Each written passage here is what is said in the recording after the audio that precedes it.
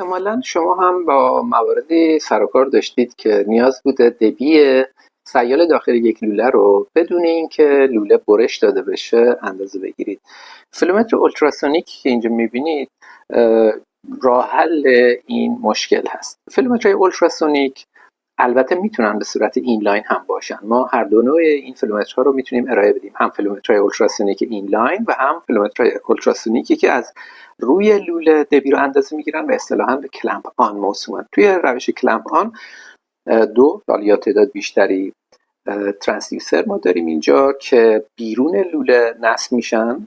این ترانسدیوسرها توسط بست یا کلمپ های این روی لوله محکم میشه در جاهایی که توی دستورالعمل فیلومتر اومده، بدون اینکه نیاز باشه داخل لوله ما چیزی رو اینسرت کنیم یا لوله رو ببریم و اون وقت توسط سیم وصل میشه به کانورتر یا نمایش دهنده دستگاه که اینجا میبینید.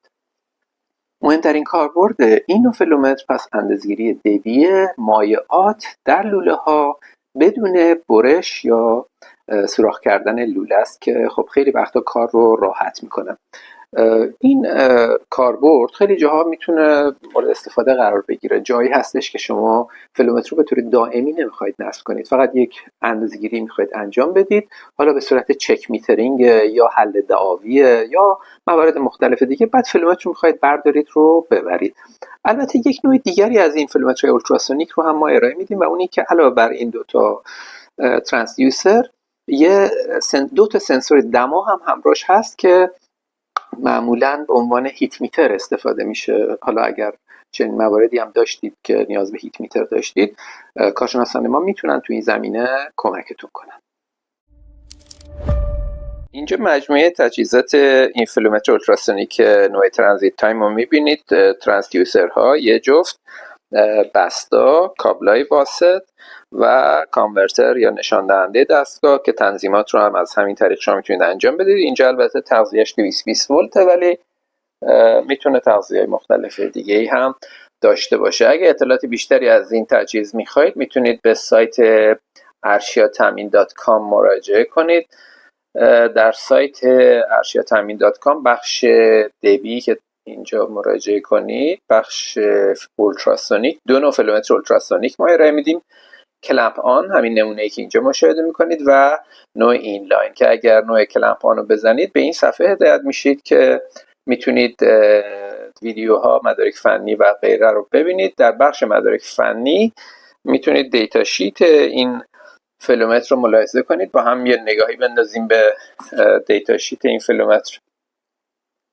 خب این فیلومتر در سه نوع ما میتونیم عرضه کنیم: کلمپ آن، نوع اینزرشن و نوع اینلاین که الان این نمونه که اینجا دیدید نوع کلمپ آن بود که همونطور که عرض کردم میتونه به عنوان هیت میتر هم استفاده بشه. یعنی در این صورت که مشاهده میفرمایید اگر دو تا سنسور دما که این قابلیت رو داره بهش وصل بشه، یکی در لوله رفت یکی در لوله برگشت، میتونه به عنوان انرژی میتر یا هیت میتر استفاده شه، یا اینکه به صورت معمول برای اندازه‌گیری دبی به این صورت کلمپاش روی لوله نصب میشه ترانسدیوسراش. یک نگاهی هم به جدول مشخصاتش بندازیم. ببینید ما سه نوع پروب برای مدل کلمپ آن داریم، برای اسمال سایز، میدیوم سایز و لارج سایز که اسمال سایزش این کلمپ ها میتونه از دی ان 25 تا دی ان 100 باشه، دومیش از دی ان 50 تا دی ان 700 و بعدیش دی ان 300 تا حدود 6 متر. میتونیم سنسورها یا ترانسدیوسرهای های تمپرچر هم ارائه بدیم به جای معمولی‌ها، چون معمولی‌ها حداکثر دماشون 90 درجه است. میتونیم سنسورهایی که تا دمای 160 درجه را میتونن تحمل کنن رو هم با دستگاه پیشنهاد بدیم. اینجا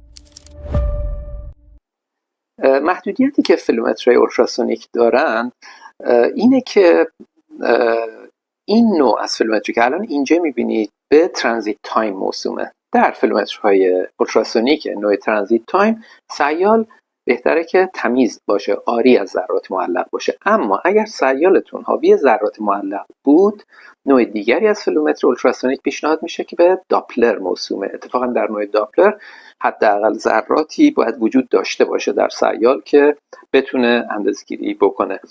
محدودیت دیگر اینه که فعلا فیلومترهای اولتراسونیکی ما الان داریم فقط برای مایعات میتونه استفاده بشه. برای اندازه‌گیری دبی گازها بدون برش یا سوراخ کردن لوله، یعنی به صورت کلمپ آن، فیلمترهای اولتراسونیک نوع دیگری هست که در ویدیوی دیگری خدمتتون توضیح میدم.